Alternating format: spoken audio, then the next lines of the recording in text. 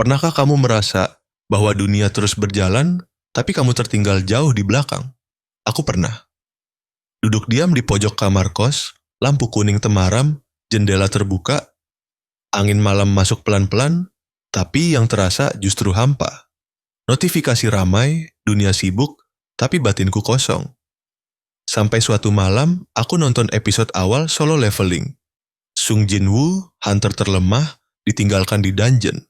Semua menyerah padanya. Tapi dia tidak menyerah pada dirinya sendiri.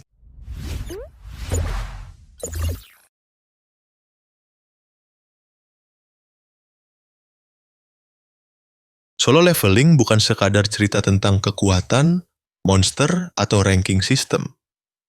Ini adalah metafora yang sangat dalam tentang pertarungan eksistensial manusia. Tentang bagaimana seseorang bisa kehilangan segalanya. Harga diri, pengakuan, bahkan tubuhnya sendiri, tapi tetap bertahan. Dalam dunia yang dingin dan kompetitif, di mana nilai kita diukur dari seberapa berguna kita. Jin-woo berdiri sebagai simbol bahwa yang lemah pun punya hak untuk bangkit. Ketika Jin-woo mendapatkan kekuatan leveling, itu bukan hanya hadiah, itu adalah kutukan. Ia diberi kekuatan luar biasa, tapi dengan satu syarat. Ia harus bertarung sendiri. Dunia tidak berubah untuknya. Ia yang harus berubah untuk menaklukkan dunia. Tapi semakin ia kuat, semakin ia asing. Teman-teman menjauh, lawan semakin menakutkan, dan batas antara manusia dan monster mulai kabur. Dan pertanyaan itu muncul. Siapa Jin-woo sebenarnya? Manusia? Raja? Atau hanya alat dari sistem yang tak ia pahami? Dalam psikologi Carl Jung ada istilah the shadow.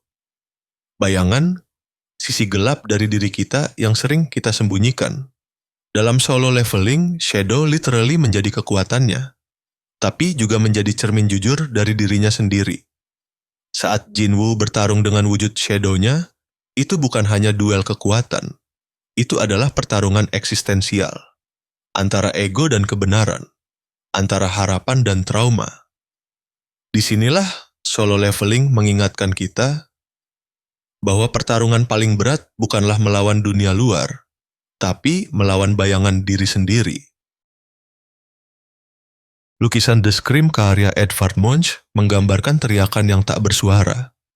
Dunia di sekitar tampak berputar. Tapi sang tokoh seperti terperangkap dalam keheningan yang menakutkan. Sama seperti Jin-woo. Ia berdiri sendiri di puncak kekuatan, tapi tidak pernah benar-benar merasa aman. Vincent van Gogh melukis Starry Night dari balik jendela rumah sakit jiwa. Dunia yang indah, tapi penuh gejolak dalam batinnya. Begitu pula Jin-woo, kekuatan yang indah secara visual, tapi lahir dari penderitaan, rasa bersalah, dan trauma. Seakan Solo Leveling ingin bilang, keindahan sering lahir dari luka.